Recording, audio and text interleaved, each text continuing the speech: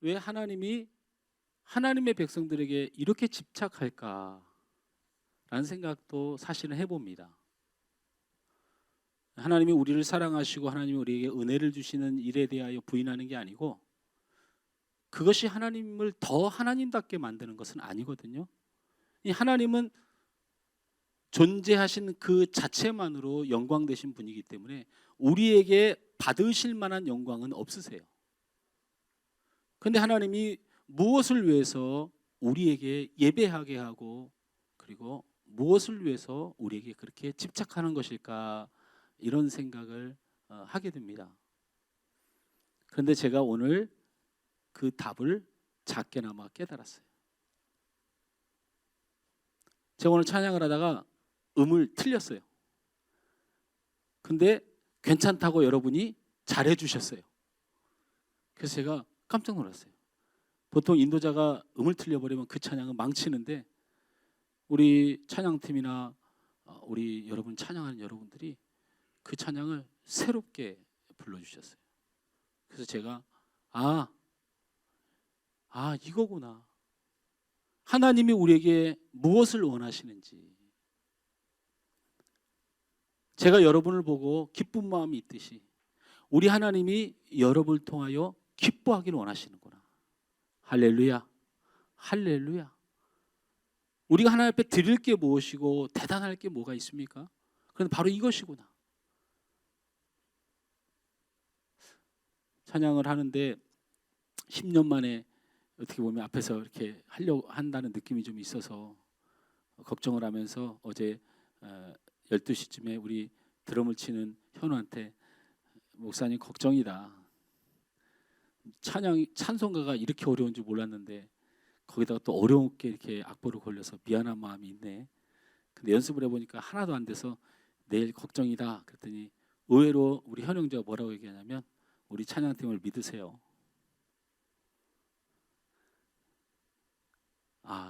이거구나. 우리를 믿어주시고, 하나님은 하나님답지 않게 우리를 통하여 기뻐하기를 원하시고, 우리의 그 믿음직스러운 모습 때문에 하나님의 하나님다움이 되는 기쁨이 있구나. 그런 마음을 갖게 됩니다. 오늘은 추수감사 주일로 하나님께 감사하면서 예배하고 있습니다. 성도로서 하나님께 감사한 마음을 가지는 것은 어쩌면 당연한 일입니다. 그러나 무엇을 감사할까? 내가 무엇을 감사해야 되나 생각할 때 우리는 우리의 생각이 멈추고 맙니다. 오늘 이 예배를 나오는 이 시간에 내가 하나님 앞에 무엇을 감사하고 무슨 마음으로 하나님 앞에 감사해야 되는지를 정확히 마음에 작정하고 나오시는 분이 얼마나 있을지 모르겠어요.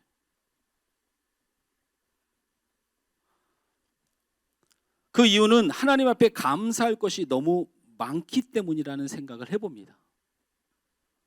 감사한 마음이 없는 게 아니고 감사할 게 너무 많기 때문에 무엇을 감사해야 할까를 정리할 수 없어서 그렇다고 저는 믿고 싶습니다. 맞죠? 좀 솔직하게 대답하는 사람한테 물어봐야 되겠구나. 맞죠? 솔직한 게 아니고 뻔뻔스럽다는 생각이 좀 드네요. 그래요. 여러분,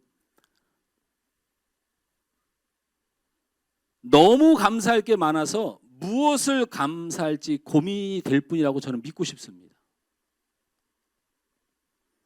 그런데 문제는 하나님 앞에 나의 마음을 올리는 감사가 우리 마음에 없다면,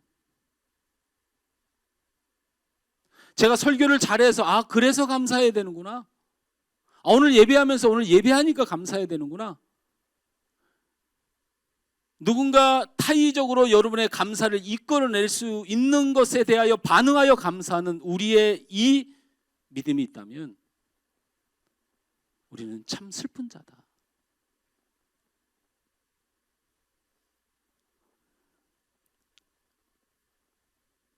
반면에 이 시간에 설득되지 않아도 되새기지 않아도 하나님의 이름만 떠오르면, 우리 예수님의 이름만 떠오르면 내 가슴이 울림이 되는 감사가 있는 영혼들, 그 영혼들은 복이 되는 영혼들. 감사가 자의적으로 고백되고 드려진다는 것 참 귀하고 감사한 것입니다. 우리가 감사하기 쉬운 사람들은 아닙니다. 자의적 감사를 하기에 쉬운 사람들은 절대로 아닙니다. 내 아내에 대하여, 내 남편에 대하여, 내 자녀에 대하여 우리가 원하고 감사할 것을 포기해야 그때서 감사하지 뭐, 이렇게 얘기합니다. 공부를 잘 못하지만 그래도 건강하니 감사하지 뭐. 우리 남편 돈은 못 벌어오지만 그래도 바람 안 피니 감사하지 뭐. 이게 감사합니까? 하나님 앞에서의 우리의 감사와 기대가 이러하다는 거예요. 이러하다는 거예요. 여러분이 가정에서, 여러분의 인생에, 여러분의 자녀에, 여러분의 삶에 원하는 게 너무 많아서 하나님을 그것을 못 해주는 분인데 여러분에게 진정한 감사가 나올 수 있다. 내 인생이 날마다 불평이고 불만이고 모자란 것뿐이고 만족하지 않은 것뿐인데 나를 통치하고 그렇게 이끌어 가시면 하나님이라고 믿고 사는데 내 안에 그런 감사가 나올 수 있다. 우리는 감사하기 쉬운 사람들이 아닙니다.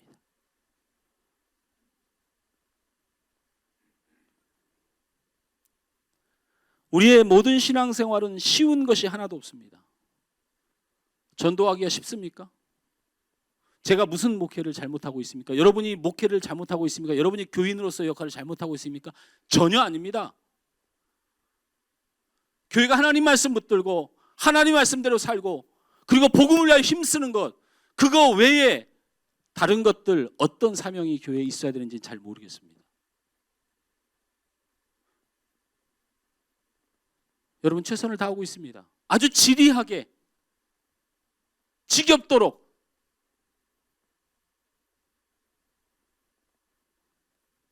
그런데 잘 안 되지 않습니까? 전도하기 어렵지 않습니까? 그런데 우리에게 무슨 감사가 있습니까?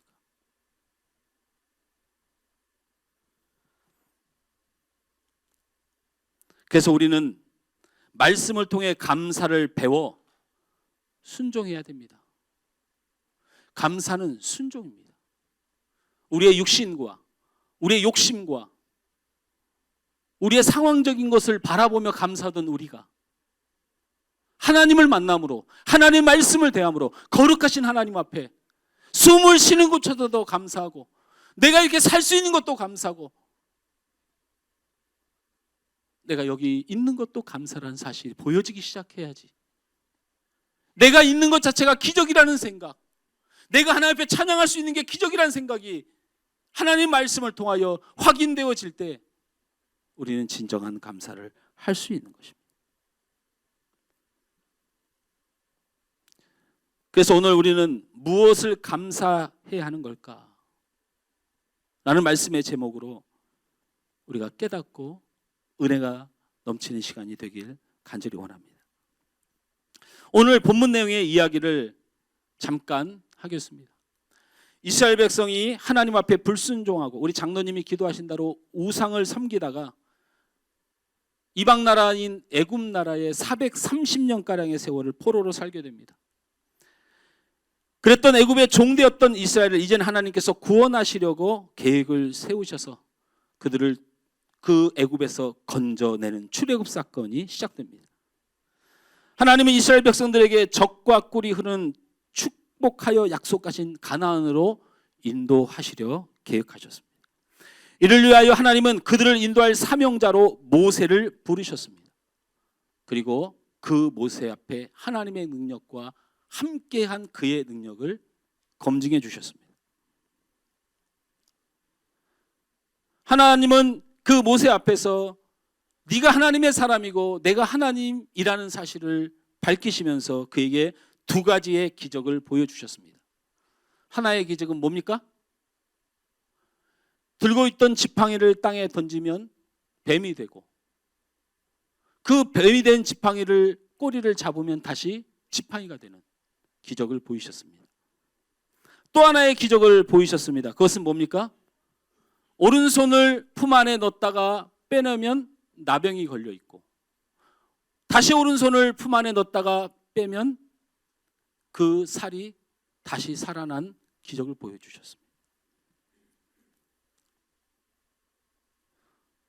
그러면서 모세를 불러 내가 너의 하나님이 되고 너는 하나님의 능력으로 덧입어 살 것이라고 말씀해 주시면서 불렀습니다. 그러나 모세는 오늘 여러분이 읽은 본문의 이야기를 합니다. 하나님, 저는 할 수 없어요. 그저 하나님이 뭐라고 말씀하십니까?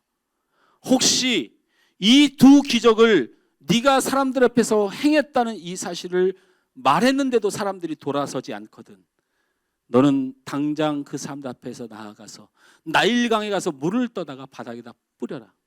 그러면 그 자리에서 많은 사람들이 보는 자리에서 그 뿌려진 물이 뭐가 되게 하겠다? 피가 되게 하겠다.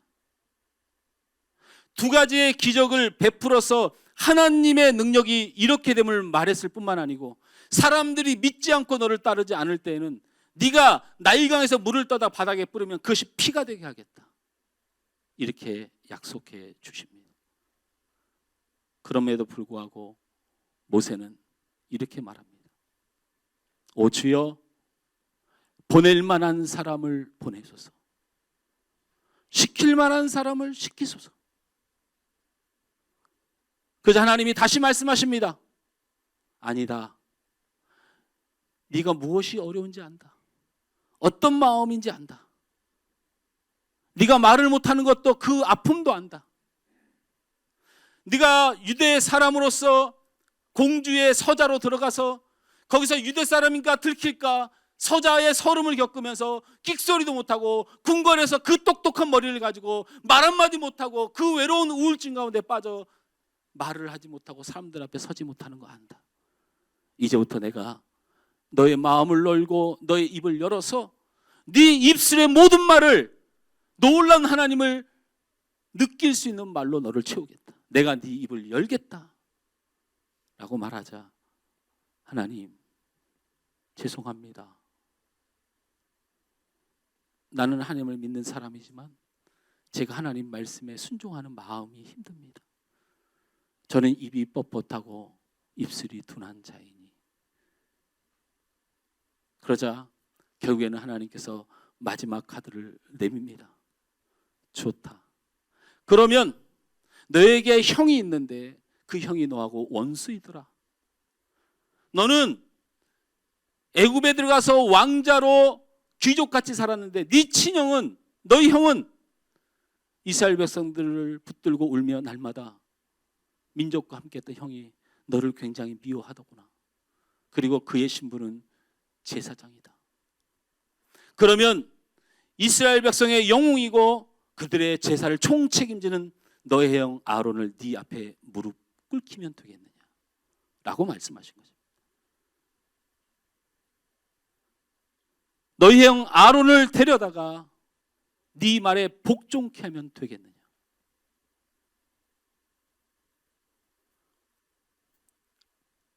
하나님, 그래도 할 수 없습니다. 참 징글징글해요. 모세 징글징글해. 제가 하나님 앞에 징글징글한 인간이에요. 우리가 하나님 앞에 징글징글해. 우리에게는 그냥 하나님이 없어. 징글징글하게 세상 것 포기 못하고, 징글징글하게 죄악 포기 못하고, 징글징글하게 그거 포기 못하고, 그리고 날마다 우리의 입술은 나는 하나님을 사실은 진심으로 믿어.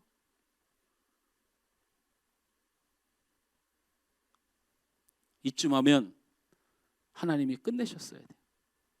이 하나님 자존심이라는 게 있지 않습니까? 그런데 마지막으로 뭐라고 말씀하십니까? 모세야, 아니야, 난 널 포기 못해. 하나님이 주신 사랑의 말씀을 제가 마지막으로 읽습니다. 너는 이 지팡이를 손에 잡고 이것으로 기적을 행할지니라.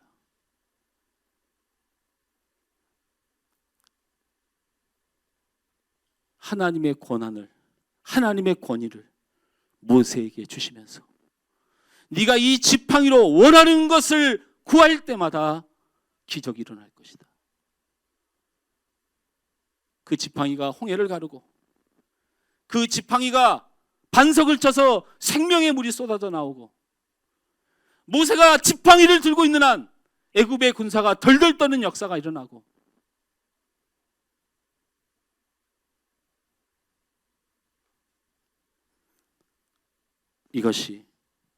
이것이 오늘 성경의 말씀입니다. 하나님은 모세의 눈앞에 기적을 보이셔서 능력이 누구에게서 나는지를 보이셨고 그 능력이 믿음에서 나서 어려움이 오면 그리고 사람들이 믿지 않으면 그리고 사람들이 너를 거부하면 보일 하나님의 능력까지 준비하셨습니다.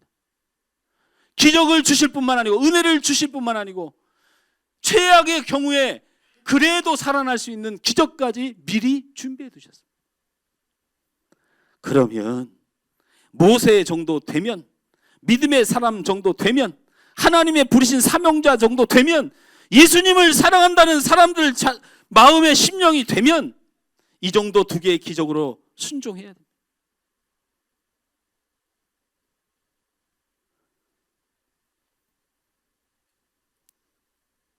사명자라는 그 이름을 차치하더라도 지가 사람이면 전능하신 하나님 앞에 하나님의 자존심을 지켜드려야 돼요. 최소한 천국 가고 싶은 문제가 아니고 그렇다. 그 정도 사랑 줬으면 그 정도 참아주셨으면 그렇게 기적으로 인도해 주시고 십자가에 달린 예수의 그 보혈에 흘리신 피로 우리를 덮어주셨으면 지가 사람이면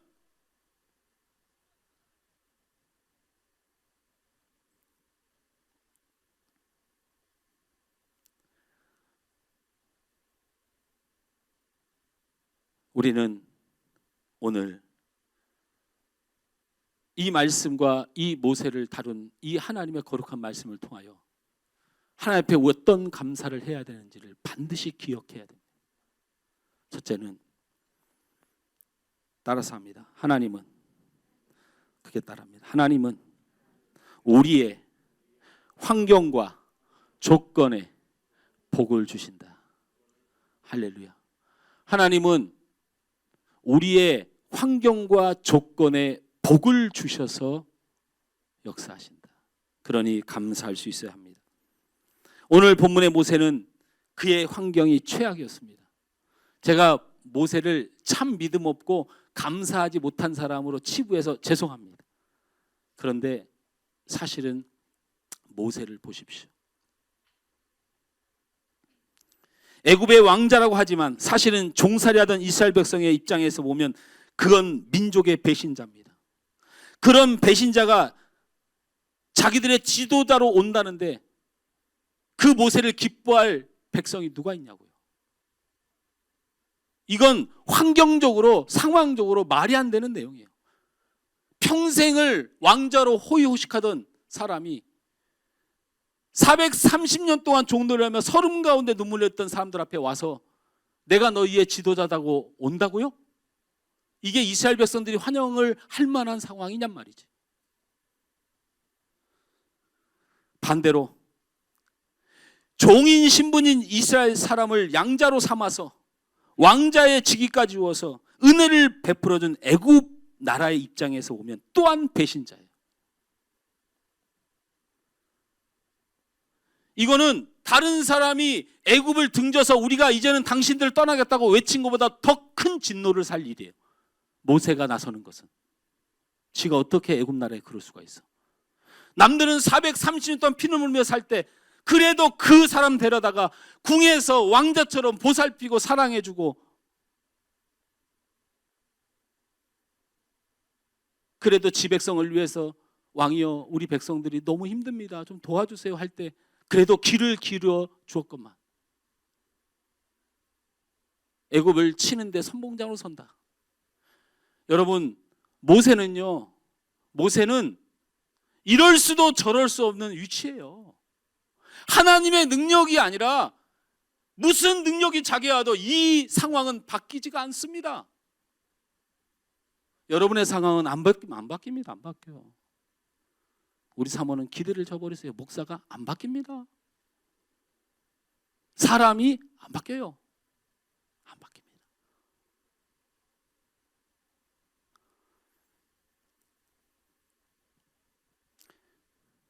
이 상황에서 이스라엘 백성들을 이긴다는 건 도저히 상황과 여건상 최악의 논리이고 최악의 선택입니다. 그러나 하나님은 그에게 기적을 주셨습니다. 배신자 모세에게 하나님의 능력자 모세로 환경을 바꿔주셨습니다. 무능력한 지도자 모세의 환경에서 제사장의 수장인 아론이 그 앞에 복종하게 하셔서 이스라엘이 배반자로 칭하는 모든 불명예를 씻으시고 하나님의 제사장이 무릎 꿇게 하는 광경을 통하여 이스라엘 백성들이 그를 떠받들도록 하나님 그 환경을 바꾸셨습니다. 할렐루야. 애굽의 배신자로서 데려다가 쳐 죽일 모세 앞에 10가지 재앙을 쏟아부어도 그들이 애굽 가운데 애굽이 무릎 꿇지 않자 마지막 10가지 재앙에 그 모든 애굽 백성의 장자의 목을 다 쳐버렸습니다. 그때서 무릎을 꿇고 모세 당신이여 나가소서. 하나님은 상황을 바꾸십니다. 할렐루야. 우리의 상황은 바뀌지가 않습니다. 그러나 하나님이 역사하시면 그 상황은 바뀝니다. 이스라엘의 원수로 애굽의 원수로 그 상황이 변하지 않을 것 같았지만 하나님이 역사하기 시작하자 이스라엘의 지도자로 애굽에서 제발 떠나줬으면 하는 사람으로 상황이 바뀌더라. 할렐루야. 그러므로 여러분 감사하시기 바랍니다. 여러분의 상황이 여러분을 멸망시키는 것이 아닙니다. 여러분의 지금 모습이 여건이 여러분을 어려움으로 가져오는 것이 아닙니다. 하나님이 그 상황과 여건과 그 질병과 아픔과 눈물 앞에 하나님이 역사하면 기적이 일어나. 창세기 13장의 내용이 어떤 내용입니까? 아브라함과 롯이 서로 갈라서는 장면입니다. 두 사람의 삶의 방향은 분명합니다. 한 사람은 환경을 쫓습니다. 적과 꿀이 흐르는 땅, 풀이 많고 물이 많고 그래서 환경을 쫓아가는 롯이 등장하고 아브라함은 환경이 아닌 광야로 나아가지만 하나님을 바라보는 장면이 나옵니다. 먼 광야를 먼 모래밭을 아브라함이 바라봤더라 써 있습니다. 거기에 무슨 풀이 있습니까? 거기 무슨 환경이 있습니까? 그러나 그가 무엇을 바라봤겠는가? 바로 하나님을 바라봤다는 사실.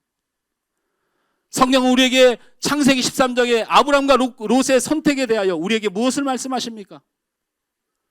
환경을 택하고 적과 꿀이 흐르는 땅을 택하고 풀을 택하고 기름진 땅을 택한 롯의 멸망을 하나님께서 선포하시는 겁니다. 그러나 모래밭이고 사막이고 광야 같은 곳을 나간 아브라함의 하나님을 바라본 선택에 대하여 축복하시고 그의 민족이 천대에 이르게 하시고 강건하게 하시는 하나님의 축복의 모습을 보여주신 것입니다. 이는 분명히 신앙인인 우리는 환경과 여건으로 사는 것이 아니고 그 환경과 여건에 복을 주시는 하나님으로 사는 것을 분명히 보여줍니다. 반대로 우리의 환경과 여건이 정말 말할 수 없는 어려움이 있더라도 그렇게 우리의 인생이 끝나는 것이 아닙니다. 우리의 환경과 눈물에 하나님이 복을 주실 줄 믿습니다. 지난주에 주일날 이 근처 목사님 교회에 설교를 제가 이렇게 들었습니다. 근데 거기에 설교에 흥미로운 이야기를 하시더라고요. 여러분 성경책을 안 갖고 다니시죠? 여러분에겐 거룩한 성경책은 거룩한 핸드폰이죠. 그래서 검색을 합니다. 근데 우리 문장로님은 어떻게 생각하실지 모르지만 저도 다음부터 신방 다닐 때 핸드폰 달고 다니면 안 될까요? 안 돼요? 우리 문장로님은 하나님 바로 아래 서야 돼요. 그래가지고 잘 말을 들어야 돼요. 근데 이게 생각보다 무거워 이게. 사람 제가 핸드폰이요 들고 다니면요 요만한 거에 설교 다 들어가요. 다. 딱 보세요. 확대하면 다 보여. 성경 찾으면 나오지. 찬송가 반주기도 들어가 있어요. 제 핸드폰 어디 갔어요? 찬송가 딱 누르잖아요. 반주가 나와요 핸드폰에서. 이거 백날 들고 봐야 반주 안 나오잖아. 신방 가면 얼마나 힘든지만 못 잡아가지고. 우리 핸드폰에 성경 웹이 있습니다. 성경을 찾아보는 거죠. 성경을 볼 수 있는 웹이 있어요. 그래서 거기서 창세기 몇 장 몇 절 딱 치면 딱 쭉 나오는 이런 웹이 있어요. 그 웹 중에 가장 유명한 웹이 U 버전이라는 그 웹입니다. 이건 81개국을 상대로 1700여 언어로 이 웹이 돼 있어요. 어마어마한 거죠. 이게 한번 뭐 조회하면 막 2억, 막 3억 이렇게 조회를 해요. 무슨 뭐 10만, 뭐 인기 있는 뭐 100만. 저리 가라고 하세요. U 버전은 보니까 그 목사님 말씀에 의하면 그래요. 2억 몇만씩 그냥 접속을 하는 거예요. 근데 제가 이 말씀을 왜 드리냐면 그 웹사이트에서 2016년도에 희한한 조사를 했어요. 무슨 조사를 했느냐? 각 나라마다 그 U 버전에 들어와서 가장 많이 다운로드 받거나 복사해 가거나 인용한 흔적을 남긴 성경 구절을 추적했어요. 자, 퀴즈. 바로 이 대한민국은 어떤 성경 구절을 가장 많이 붙들었을까? 맞히면 설교 바로 끝내고 못 맞히면 30번 더 하고. 아니 뭐 여러분들 다 했던 거니까 이게 우리 한국에서 1위로 나왔겠죠? 뭐가 나왔냐면 빌립보서 4장 13절. 내게 능력 주신 자 안에서는 내가 모든 것을 할 수 있느니라. 모든 것을 할 수 있느니라. 부자도 될 수 있고 사장도 될 수 있고 대학도 합격할 수 있고 건강할 수도 있고. 이게 일이었어. 역시 이 조선 나라의 축복이다 라는 생각이 들어요. 근데 신학의 핵심 칼빈이 공부했던 네덜란드 화란이라고 부르는데 이 네덜란드의 1위는 무엇이냐면 누가복음 24장 45절 말씀이더라. 읽어드리면 이에 그들의 마음을 열어 성경을 깨닫게 하시고.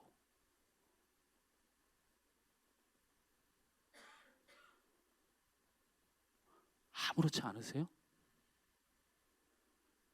하나님 때문에 부자가 될 수 있고 하나님 때문에 건강해질 수가 있고 하나님 때문에 내 자녀가 잘 될 수 있고 하나님 때문에 내가 마음이 기쁘고 이게 우리가 원하는 하나님인데 네덜란드 사람들의 1위는 하나님이 내 마음을 여시사 하나님의 말씀을 깨닫게 하소서. 진짜 우리 신앙생활 이렇게 해도 돼요?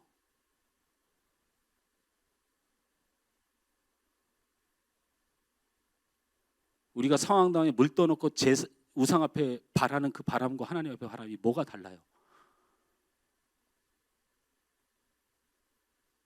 그러면 궁금하면 이제는 나라별로가 아니고 전 세계를 다 통틀어서 81개국에서 1위 한 게 있어요. 우리가 알거니와 하나님을 사랑하는 자 곧 그의 뜻대로 부르심을 입은 자들에게는 모든 것이 합력하여 선이 되느니라. 이게 무슨 뜻인 줄 아세요? 하나님을 사랑하는 자는 하나님께 부르신 자는 암에 걸려도 그 모든 일이 하나님의 선으로 여기며 사는 믿음이다.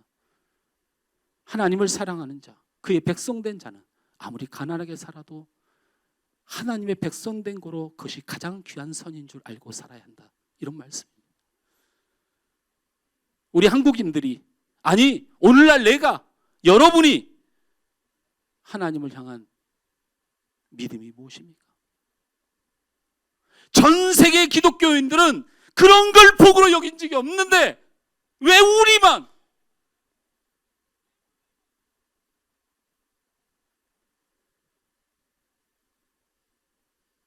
무엇을 말하려고 합니까?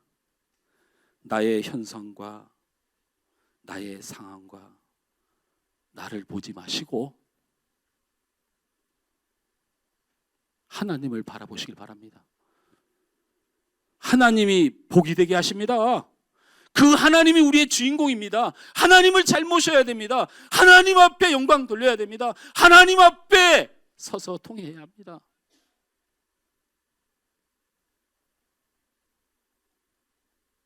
모세의 고백을 이해합니다. 오 주여, 주님 알잖아요. 제가 이스라엘의 지도자로 갈 수도 없고 애굽을 배신할 수 없는데 위치를 아시는데 왜 자꾸 저보고 일을 하라고 하세요?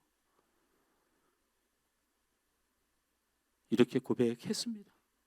모세는 그렇게 말한 겁니다. 하나님 진짜 뭘 모르셔. 아유 답답해. 하나님 진짜 내 입장을 몰라. 내 마음을 몰라. 암이 걸려봐. 내 자녀가 저렇게 아파봐. 진짜 하나님 내 마음을 몰라.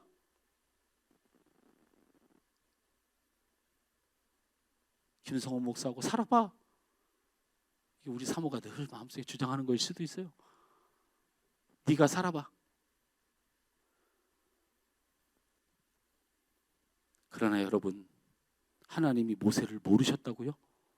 무슨 소리 하시는 거예요? 모세의 아픔이 무엇인지 철저하게 아시고 다 준비해 두셨어요. 이스라엘 백성들 앞에 최고의 지도자로 설 수 있도록, 애굽이 벌벌 떠는 사람이 될 수 있도록 하나님 다 준비하셨어요. 무슨 소리 하는 거예요? 그것만 준비하셨어요? 넘치도록 준비하셨어요. 기적 두 가지면 됐지 않아요? 지팡이가 뱀이 되고 뱀이 지팡이가 되는 기적 하나, 그리고 무슨 기적이에요? 예? 나병. 제가 요즘 오늘 분주합니다. 머리가. 손이 문득병에 걸렸다가 낫다가 문득병에 걸렸다가 낫다, 이 정도 기적이면 안 믿을 사람이 어디 있냐고요. 근데 하나님은 그걸 보고도 믿지 아니하거든. 성경에 그렇게 써 있어요. 성경에 그걸 보고도 너희 백성들이 너를 따르지 않거든. 나일강에서 물을 퍼다가 사람들한테 뿌리고 그것이 피가 되게 하겠다.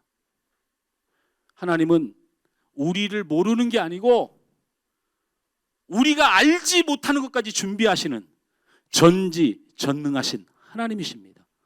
할렐루야. 아론을 붙여주시고 하나님이 함께 하셔서 지혜를 주셔서 입을 열게 해주면 다 끝나요. 하나님이 함께 하셨는데 일이 어떻게 해결이 안 돼요? 하나님의 모든 것을 주셨는데 그래도 모세가 하나님 잘 모르잖아요. 말하니까 이제 드디어 하나님의 고난을 그에게 줍니다. 네 지팡이로 네가 하고 싶은 기적을 다 이루며 살아라. 이래도 하나님이 모릅니까?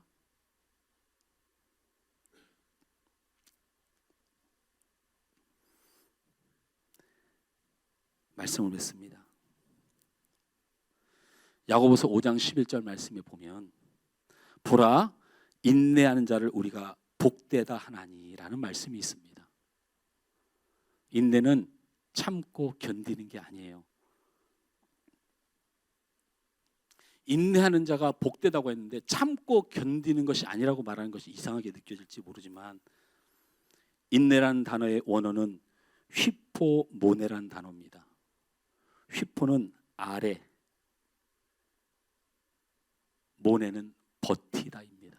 그러니까 이게 무슨 뜻의 의미를 가지고 있냐면 인내라는 원어 헬라의 히포모네라는 단어는 원래는 이렇게 서서 다닐 사람인데 하나님이 조금만 기다려고 하니까 이 힘든 자세 이렇게 버티고 있는 거야. 이 사람이 이게 편합니까? 이렇게 서 있는 게 편합니까? 서 있는 게 편한 상태를 말하는 게 인내예요. 무슨 말이냐?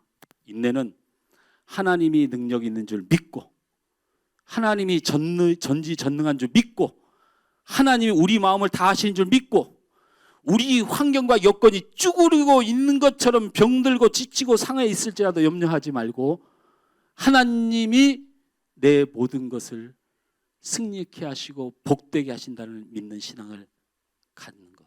이 자세를 인내. 다시 말하면 육은 상황은 눈물에 천질지 모르고 신음일지 모르지만 여러분의 하나님을 향한 믿음이 반드시 승리한다. 그 하나님은 전지전능하시다.